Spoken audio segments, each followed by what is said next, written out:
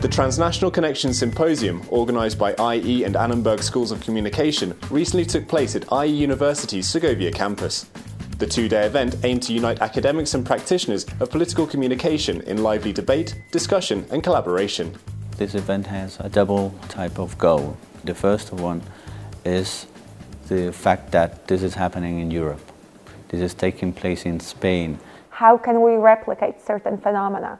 Whether something that was found in the US and is claimed to be a theory, whether it can actually manifest itself as well in Spain. There is also a second main factor, and this one is that practitioners are coming closer to academics. Some of those people who are here today and will be and are tomorrow, they are already in collaborative networks and research. But the point is to encourage more of it. That's actually one of the key elements that makes this symposium something new and something different from the mainstream.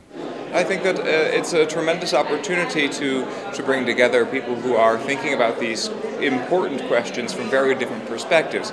How we collaborate, how scholars and practitioners end up taking this experience and generalizing it, doing something beyond what we've spent our time talking about is an open question still, but I think it's a useful place to start. This is a great meeting, and it's happening at a really good time because political communication research is in such flux. There's a lot of concern that new media, digital media, are really changing the questions and rendering obsolete a lot of the old ideas and theories. The general argument is that the use of media for political gain is something that originated in the United States, but is now occurring on a worldwide basis. We have new forms of media, especially associated with the internet, and this is by definition a sort of a global medium, so it does not encompass national boundaries. So we have transnational media that are really sort of universally accessible regardless of where you might live.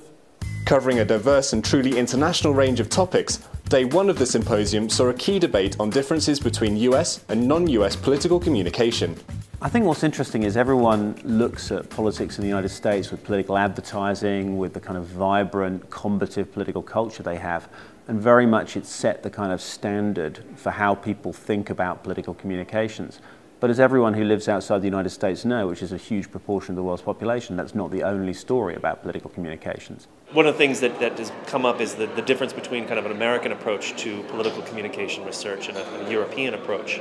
I think that a number of the scholars have addressed the issue of empiricism, of a positivist perspective, and I do think that that's one of the kind of key distinctions. The European approach tends to be more abstract and theoretical, whereas the American approach is definitely data-driven. We like to measure things.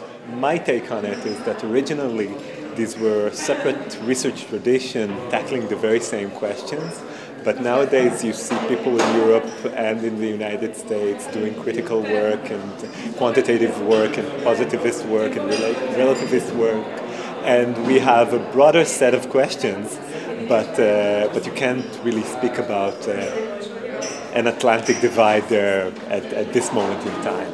If you go outside Europe, if you go to Asia or African countries, you find bigger differences than between Europe or many European countries and the US. As the symposium moved into its second day, the focus of debate shifted toward the relationship between theory and practice. I think scholarship can very much help the practitioners in sort of deepening the understanding of things that they have done, while we would get ideas about what are the relevant things to study. And this is exactly what happened here, which is great. I think that practitioners, people who are trying to use new media to actually affect political change, they probably know more in some ways. They're out ahead, and I think that the scholars ought to catch up with where they are. As a political scientist, as a social scientist, we don't have any engineers. So the physicists have engineers, right? They come up with models of how the world works, and then somebody figures out what to do with it. We don't have that, and so having the practitioners come in and participate fills that gap for us. hopefully they can take some of the ideas we have about what is good communication and what's good for voters and use that in their practices. We do have evidence from the United States, certainly from the current administration.